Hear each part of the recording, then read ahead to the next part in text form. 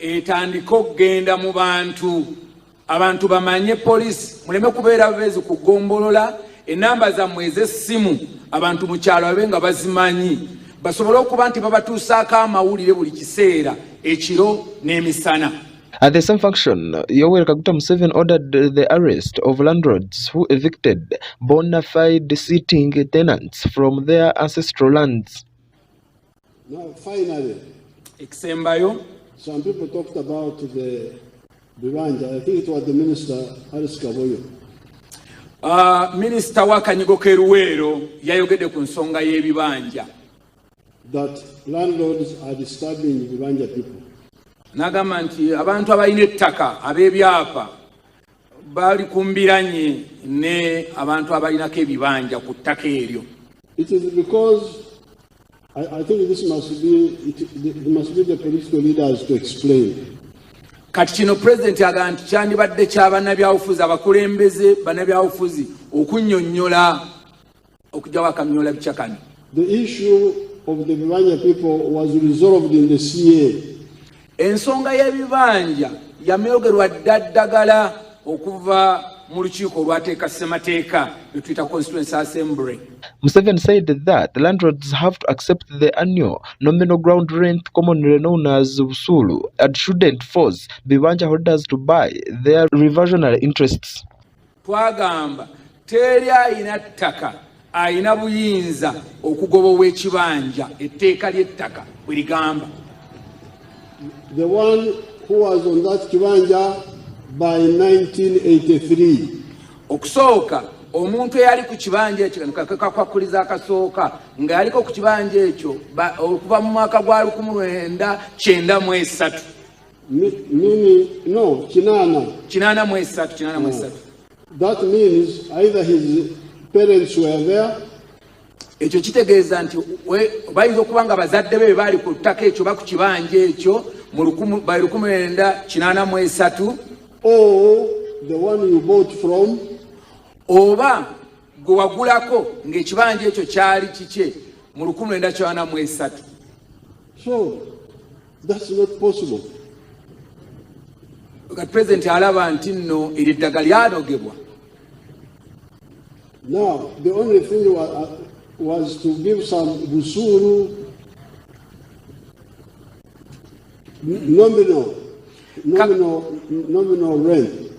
Kakati akantu akateekebwamu kaali kakubeera nti abantu abali ku bibanja basasula obusuulu akasente akatono akayogerwako omuteeka.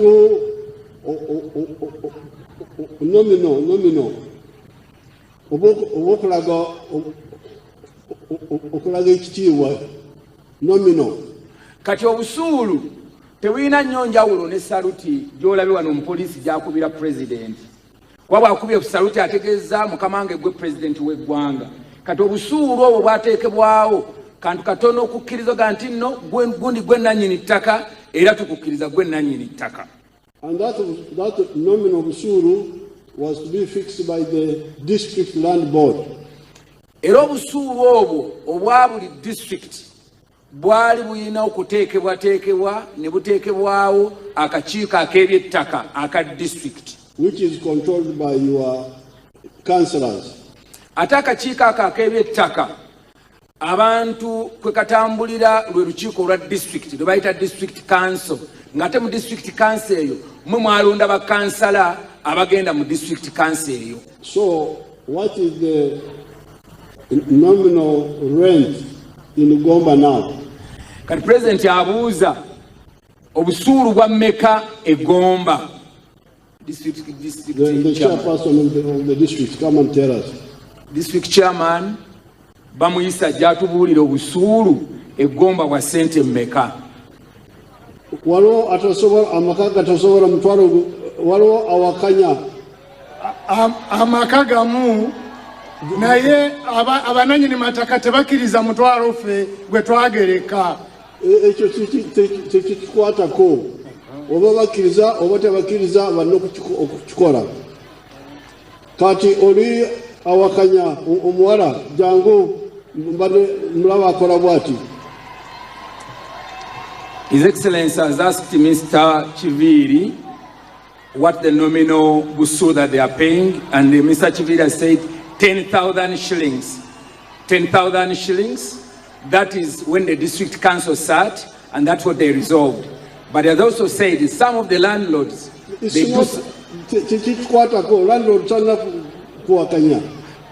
president is saying that if the landlord is against the 10,000, that's none of our business. Asimwe, GNTV, Atov.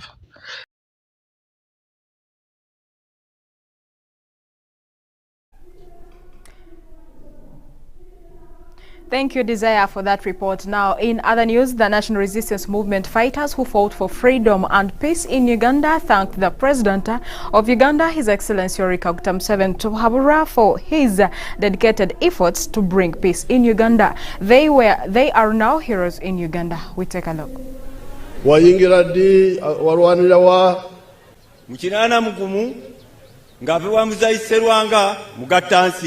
Okay. Esebo. Nampa SMG. Ahonga contractinga kasejere n'enkuluma unity. Bwe twavaawo ne tuwulira nti afende Bulemezi mwasenguseeyo mwaze mu Lukoola. Ne tukwata olugendo e Kabamba. Ku lugendo e Kabamba afende kyekutenderezaako tetwalya bintu by'abantu. Waliwo twatuuka nga tugenda okulya ebikajjo n'otugatte mukwata ku kintu ky'omuntu wano. Ne tuserengeta Naluggi we twalira mu Kayinja bamale batukuba emuwanga. Mukama wange we twava n'otusalira amagezi mu ngeri yo twatambulanga kuba mbikutula kulasaagala kwange tugenda Engoma. Engoma ne tugenda naawe mu safari y'Emasindi yasooka okugaana. Ne tuddamu ne tugenda afenda ayita Ojoko Kafulu omutemu oyo ng'amaze okufa n'otutulanigira pulaani. Ne tugenda tukuba Masindi eyafawulu gye bayita Agaba ng'afende Salimu Sale yatukulembedde. Era Mukama wange operation yafawulu bulungi. Oluvannyuma nga tumaze okuba naawe n'ojja n'otunonako n'otulaga amakubo nga tukomawo era operation wagituuma erinnya Agaba. Bwe twatuuka ng'okomyewo omaze okutuwa amagezi ag'ekiko okujja mu Lukoola Kanyala. Agaba ye musirikale waffe yali omu ku basirikale baffe abafiira e Masindi. Esebo afende. Era maama we abadde RDC waffe Mama Rugasa, mama wa Agaba oyo. Kale owamota ali ludda wa? Owamota. Asiri wa mota. Afende nze siri wa mota. Natandikira ku Shigan. Shigan is a very Libya. Yes, Shigan tomorrow. Yeah, z'abakyala ze batuwa okuva Libya. Ne bazituleetera mu Lukoola. We twakuma omuliro ne bazitusuulira wakati mu muliro. Bwe tuvaayo nayingirira mu Black Bomber. Black Bomber ne tufominga sevens nembeera wakati wa afende Kyaligonza. Bwe tuba mu ceasefire ng'okomyewo okuva e Nairobi wansanga nze chief bodyguard wa Israeli Kabwa nkimanyi obadde onnoonya naye wano we banzaala. Ekkubo lye wayitamu okukomyawo obwakabaka Ssaabataka mwe yayita ng'ajjidde mu Vaxwogen bwe wansanga ebbuye nga bankubye okugulu kuno n'oŋŋamba kyama kitapanga ng'oli mu cross country enjeru ng'otuula ku kasituulu katambulira ku mmotoka yo okuva olwo sikulabanga. Empenja wano we banzaala nze nzimbye ekizimbe ekyo ekirungi ku ssomero ly'Empenja. Omutima gwe watuteekamu mu nsiko mbadde nkyagutambulirako. Retired Lieutenant Senoga Frederick. Kale mwebale. Olwana obujulizi obulala. Bareke Salim. Obwenjawulo. His Excellency amanya gange nze Bareke Salim nga emirimu gyange essaawa eno ngikolera mu paaka enkadde mu Old Taxi Park. Ndi muvuzi wa taxi ekibaluwa era siina yange. His Excellency His Excellency nze nayingire mundu gye nasinga okumanya gye basooka okumpa anyway by the way yali esaala bayonet nga y'amasasa 5 emundu endala gye baddako okumpa yali shigani eyo gigiyisa shigani yali ya bode ya aluminium kawewuka nnyo naye ng'akamundu ako kakuba amasasi 2-3 nga kakwama emundu endala gye naddako okukuba SMG bayonet nga zino za polisi zekwata nga bagimpeera bombo nga tulumba ggulu era lakweno oyo jatawanya nnyo eggulu awo his excellency naye his excellency essaawa eno ndi mu association y'abakadogo gye gye bayita former NRA Kadogo's Development Association njagala taxi eyange ogingulire his excellency taxi ya kikaki taxi onangisoba naye nga kigege mu bondi gye ziri enakawa his excellency neyanzeege taxi kigege erinnya lyo bareke salimu bareke muwadde taxi ndiyo afande neyanzeege taxi bareke muwadde taxi gyayagala nejagaba wandika bareke yafunye omukisa yeka sagala abalala mu nnumbe era Katonga nali nkuba General Purpose machine gun era gaana wange baali bamuyita Mande 2 inch mota yamukubako omutwe negwa wali nga tugenda kwambuka Katonga awo twali tukuba naye afande okuva olwonze natambuza ekigere okuva wano netuuka ku border Tanzania nengenda nali ntwala omwezi gumu nga guntwala ku border Tanzania. Asimwe GNTV Atov. We appreciate your desire for that report. Now in other news, the Isingiro District Secretary for Finance and Social Development, Honorable Byarhanga Rodovico, has thanked the government of Uganda for the new tax system. Rodovico also asked the Isingiro technical personnel to always promote equality in imposing taxes. We have more.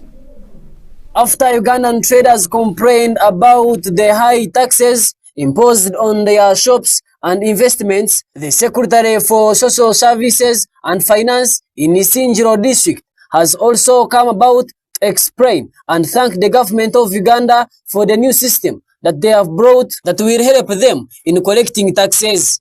Nyenda kusima government ahabu kugira ngo resire nkora ya irograve na iras mu kushoroza emishoro umushoro hato umuntu waburijo gwakushoroza ni kugenda mu system direct ece kintu namunonga nk'Isingiro district kituyambire kwiyaho bari ba parish chief manya abantu bashoroze emishoro bakagitoma bondo gabo bakabora kugisindika ha district eco ni kimanyisa ngo hataka sende roko revenue ibirene shorozibwa umbataka ekagaruke karibwa baki hati neza kuzo mu system hate cy'abantu basigara kubuzani sente kuzaza kuri yo mu central government zikagaruka zaika ha district bakata 100% town council kafuna 100% ya shororize amagombora gakafuna 65%. Ezo sente zaganyira umuntu waburijo owashashwira umushorogo hati ncumesa ni accountability eyo muhiwo umushoro ningo umuntu waburijo ari kuza kuba na aronda nyenda kushaba government batahibanje abakozi ba government abembezi ba government kugira ngo gume habeho early release of those funds. Honorable Byamugisa Rudovico, the Secretary for Finance and Social Services in Isingiro District, has also asked the technical people always be sure and promote equality in imposing taxes on the traders' shops.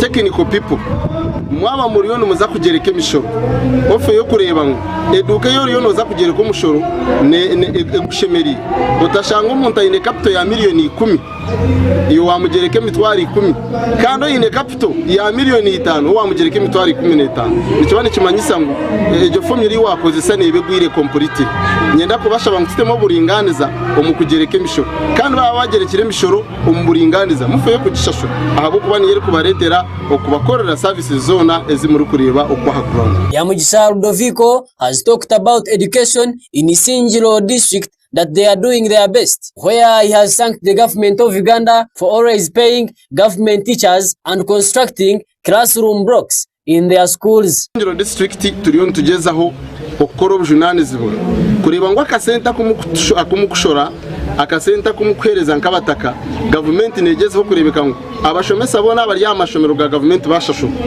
kandi nazimwa nagamwe amashomero turiyo tugombeka for example nk'Isingiro district kandi twikirize ngo mu district stagaruka kuri ishomero tukataho za cement zikucuka burijo tini ishomero turugombeka ngo twata mutarazo ni to making sure ngo value for money kongo muri cyo yinda kushaba baziri ni ngo turabombekera amashomero ago mufe yo kureba ngo abana mwabakomera intana abana mwabagurura uniform abana mwabareberera utashanga umwana naza yishomera kasibenja nikimanyisa ngo nubo kumushomese kiri kushaki hazo mwana karugumu kashesha kaisasha 10 atakariri ogoma nubo kumushomese biri kushaki takuza kwika Byamugisa Ludovico has also come about to explain about the schools that they are constructing and those that are yet to be finished and launched. Mwenu Kisingiro district yo tugezaho na mwenu tubombekira amashomero nkishingishe ije yahwire katanze tujimazire abamurema tujimazire kana amashomero gona gundi yo nimbagambera turiyo tuja kugigura umugwiro obu abazire mwena muhiko tubakwasa amashomero ganye rero kikuri mwe tubabanja ukureta habana bakashoma hariho nagana amashomero agakiri kubi agutiriyo tuyinamu nagutwate habo kwa amashomero niminjo muri Singiro district na mwenu nkabenesha ba government mu Kisingiro district to kugira ngo nimpango n'abantu bingi n'amashomero mingi nangano waza no mihanda twine mihanda mingi ahabo kuba population muja kureba mu census results zibarashobozi tukabire ntuyebwa priority twazo mu education hati twininga amashomero igana 9 na mukaga ga primary go nkaga government kandi tukinewe na mingi go ku grant aiding no shangisho mirimo abana 10 twine n'amashomero agine 12 na munonga gari yo mu mpunji twine nkishomero yina abana 10 you cannot even address them without a microphone mwene nyenda kubasha government kugira ngo Kisingiro district ehebwe priority yamani mwabana allocating funds for education department. Byamugisa Ludovico has asked the government to provide for them materials and machines that will help them in constructing roads in Isingiro district. Nangona mwabana muzo omubyenguto twine coverage mpango imihanda miringwa mingi imihanda imwe rukubi ahabo kugira ngo twine one grader kandi kuba kuza kugira ngo district twaza kuzihereza 1 billion na nisingire mpango munongo nayo bajya 1 billion yo kuri nguto kandi ni kilometers nyingi zo kukavaringa none kabenja ngo district sempango nkazisingiro na nezindi ntunga munezindi zempango government central government tumwe tufaye to allocating funds okureba ngo twazihereza priority twazihereza ka center kari kumara mu health mu education and even other departments kugira ngo abantu obuhereza base kubahika kurungi. For Gntv at 12 ariho open Clinton Nabu Mjomba in Isingiro district. Thank you, Clinton Nahabwe, for that report. Now, in Barra City, the Barra City Speaker, Right Honorable Boni Tashobia, has asked the city leaders to give back the division's money for the service delivery and development. Honorable Gumsiriza Chabwisho, the City South Division Mayor, has thanked the Speaker for the support and the voice. We take a look. On Tuesday last week, the Barra City South Division councillors, led by their mayor, Mr. Chabwisho Brazio, petitioned Barra City over their money that is collected from the Barra City South Division and not being returned back. These councillors, led by their mayor, walked to the headquarters of the Barra City and presented the copy of the petition to the city mayor, Mr. Robert Mugabe Kachebezi, and the town clerk, seeking for action. While addressing the councillors and their mayor, the mayor of Barra City, Mr. Robert Mugabe Kachebezi, promised the councillors and the mayor of Barra City South Division that they will give them the right feedback on Friday last week. While speaking to the Speaker of Barra City, Mr. Boni Tashobia Karusia, he has said that it's right the Barra City South Division should get their own money and he is supporting them. Sente zaba Barra City South nizaba Barra City North namazima bashimo kubaheze sente zabo abo kuba nanye mpandiketa onekala kama office ya speaker ngo those people ejeje ntibakisetoringe with immediate effect. Challenge yabiremu poor planning on planning ya budget bakanyera ba planning ngira esente nche mwenje manisa kuba ko exhaustinga budget hat kandi hije sente zindi noronda vote yo kuzarabya mu nebora so tukagira ngo tukwemployinga abantu abaruqualified okora budget kandi budget system we operating bakweta budget y'amabanje budget deficit budget ekikumanyisa ngo sente ezirukwija nibamba konto tukora supplementary budget. Right Honorable Bone Karusia Tasobia has also advised the Mbara City to provide the Mbara City South Division their money before the end of this financial year. Mwisho sente kaneza South na North budget research kanshi kubarashabe sente nazo zagumokwe hati financial year yaza closinga nchimesa ngo osange iriya closinga zitakarjereyo ntuba twakaruinga ibanja twarte kom financial year endijo kano sange nabomba banja mwene nanye ni supporting aba divisions South na North ngo babaheze sente zawo abo kuba nanye niho ndikwebembera kunkana nyo musimamo gwanje gurinkai omu divisions zezo so bafune sente zabo nibwe turakoreje tukakora ebiri kugenda mu misho kunkashita cyo kugira ngo sente tuziruho ngo tibine ho kuzarabya deficit budget yarabuziraho kuzarabya manya kuba kurete sente bakora ibakweta supplementary budget so babahereza sente zabo aho ni joining nabo kandi natanguka namhandikira ntuinde sente zabo twagara sente. Karusia Bone Tasobia, the Speaker of Mbara City, has explained about the money that these two divisions, the Mbara City South and Mbara City North, that they are requesting for. I think about North, Nabanza 320 million shillings. About South, Nabanza 320 millions. Nchumesa ngwejo, niyo 30% area inani kushoborora, so nchumesa ngu. The sentence was bahereza. Really ni byinje bakwamba zakora divisions. Kandi nitwe, month performing divisions. Obutabe tulia Arimbara district, esente.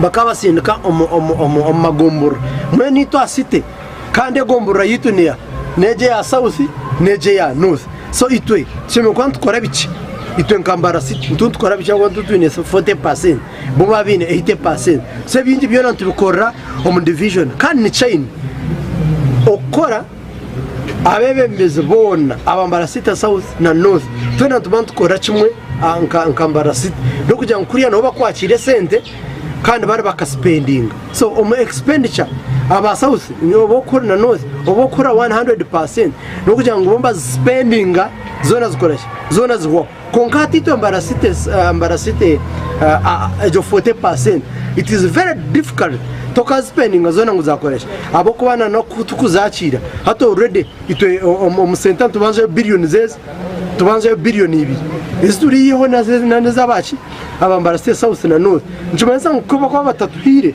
kandi totina itukwiya kubahereza so twena tujoin injerihamu aba division zona na center okuteka central government a pressure okuthereza center kwego ngutwakora. While talking to Gumisiriza Brazio Chabwisho, the Mbara City South Division Mayor has also explained about their peaceful demonstration that occurred on Tuesday last week. Twine ortaro inga habiru ku demonstratinga kwa division against the city abembezi bambara city abarumu town crack na meyana nabandi abakora nabo ntubabanza sente za divisions ezo gukora imirimo yaje mbwe n'urwa kabiri tukazayo twateka petition yitu baturaganisa ngo urwa katanu mbaza kuba batugarikiremo ukutwereza sente zitu tuzikora imirimo y'abantu izi sente zitukubanza sente zo fite ku munsaho ya Chabwisho sente zo kweza arawunza ba kansarazi kurekana sente zo gukora impamushora bakabahire sente ejo.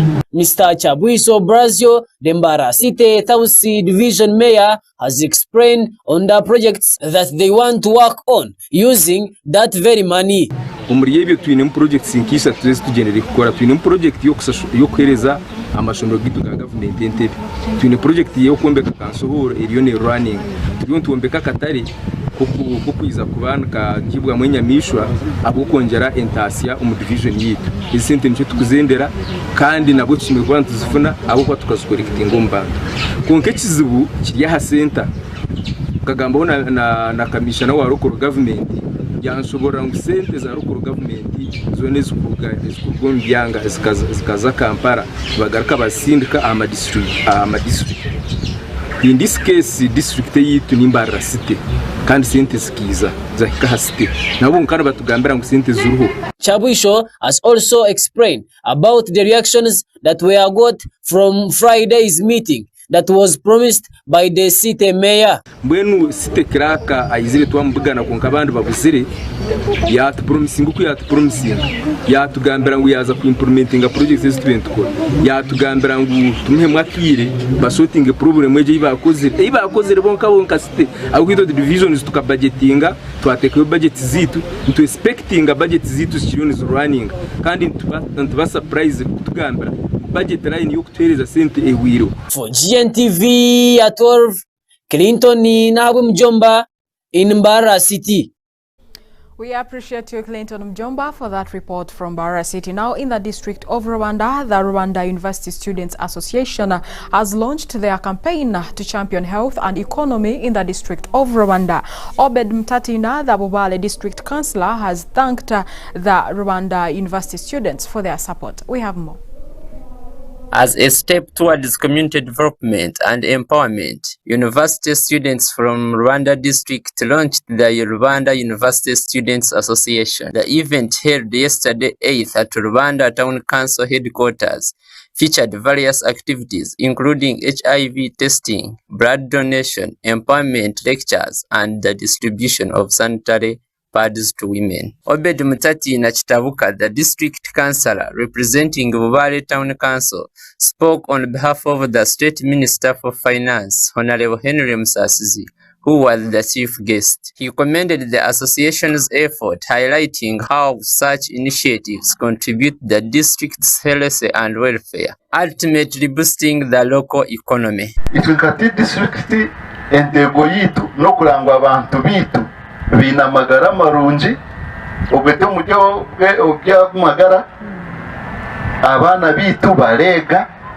tikwe hashuba habaho n'entunguka kahe omubyaro byitu mwene byo bintu bishatu abantu bihanga bababyina ekinte kibaleta obworo mwawulira kiragira ki kirarugama ngene twenga district turashemererwa okuramwija kutuaho muzizi okugira ngo twongere obuhereza obu muri kuhereza. Chitabutuka encouraged the association to complete its registration and meet all necessary requirements to benefit from the government programs. Emphasizing the importance of youth involvement, he urged Rwanda University Students Association members to tap into the youth livelihood program and other governmental support structures. He also invited the association to use district offices to enhance their activities and improve household incomes. Umurakole association twine esete za government manyeji government nengiga konka abantu boti bakimanyaga narishi itwabebembezi bumwe banyu titurakira kubamanyisa esete za government zireki eyine anda youth eminyeto hati nimwe minyeto twine sete za youth livelihood muramare imwe mu preparing je ebiretagwa murete form zanyu twazi dressing murejo office babahereza ki. Lawrence Tumwiche, the chairperson of Rwanda University Students Association, outlined future projects including the establishment of savings and credit cooperatives.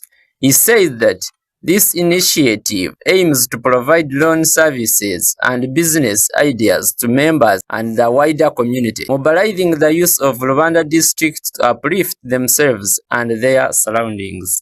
The project now that is in the pipeline, we want to create a circle, naming it Lucida Circle. That circle will be providing favorable loans to the parents paying school fees, to the students, maybe the fresh graduates who feel like they are going to start a business, so they will be refunding back according to their. They will be refunding back according to how they will be earning. But what we want the businesses and the ideas that are sustainable. So concerning the launch of today, it has been a success. We mark it as a success. The youth, most of the people already know the youth we don't have any money. We will depend on the support from any other, if it is like an NGO, if it is like any other office, if there are people who are willing to support, we really seek for the support. Alex Nkwasibwe from the Uganda Blood Transfusion Service explained the inclusion of the blood donation in the event, stressing the perpetual need of blood in the medical treatments. He emphasized the irrepressible nature of human blood, which no machine can replicate. Donating blood, of course, we don't, number one, we don't have any machine, we don't have any factory which can manufacture blood. So donating blood, you are donating blood to save someone's life. It can be your life the next day, it can be your relative's life. So really, all in all, giving into blood, it is all about saving life. The key messages to take home is that these adolescents, they are entitled to these reproductive health services, and they are available in all health centers, especially the health center 4s and health center 3. So they should really come and get these services when it is still. For Gntv at 12, Alex Gmisiriza and Nahabwe. For Gntv at 12, Alex. Thank you, Alex, for that report. Now into our sports news. Uganda Cranes today are finalizing their preparations against Algeria tonight at 7 p.m. at Nambole Stadium. It is remembered that on Friday, Uganda Cranes won with a narrow margin of 1-0, defeating Botswana. We take a look. In the aftermath of Uganda Cranes' narrow 1-0 home win over Botswana Zebras in the 2026 FIFA World Cup qualifiers on Friday at Mandela National Stadium, Nambole, the hosts held 2 recovery sessions over the weekend. This is in preparation for another home contest against North Africans Algeria today, Monday evening at 7 p.m. After the Botswana game, Uganda Cranes head coach Paul Put saluted character and fighting spirit of his charges in the contest where Shaban Muhammad scored the goal. I think what we've been saying after the game Botswana, we know we're going to play a big team, one of the best teams in Africa. So it will be not an easy game for us, but I have the belief, what I've been seeing after Botswana, that we can make it difficult to Algeria. The Belgian-born tactician spoke to the media, saying that the players played very well and the team fight spirit was superb. The Belgian coach who replaced Milton Micho-Seljovic in 2023 was humbled by the turn-up of the fans and their active involvement in the game proper. But we don't estimate, we respect Algeria. We know they have big players who are playing in big teams. So after their loss, they're sure they want to react. So we are warned. We have to be also very attentive. Also, Algeria has one more day in the recuperation than us.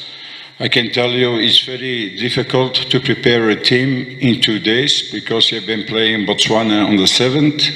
The 8th, you cannot train with your players because they need recovery, and you have only today to prepare a game like Algeria. So that's not easy. So I think it will be very necessary that we can show the mentality and that we have the good mindset. He later thanked the fans who came, and he knows that they will return today evening to support them, and there will be very many. Put lauded the fans who returned to Nambole for the first time to cheer their national team since 2018. He expects a tougher challenge from Algeria, and he openly asserted that the approach will be different. Put and the rest of the backroom team are expected to maintain 3/3 of their team that featured against Botswana and to see that they can further get victory over Algeria. It remains to be seen whether second half substitutes Bobos Biarhanga, goal scorer Muhammad Shaban, Dennis Omed and Rogers Kasimato can claim commanding slots against the Algerian Desert Foxes. If you say the players is coming from the bench too late because they have been making the difference, I not agree. We play too much, we have to prepare 2 games. So there are players who you have to prepare for the second game, or is a very strong game.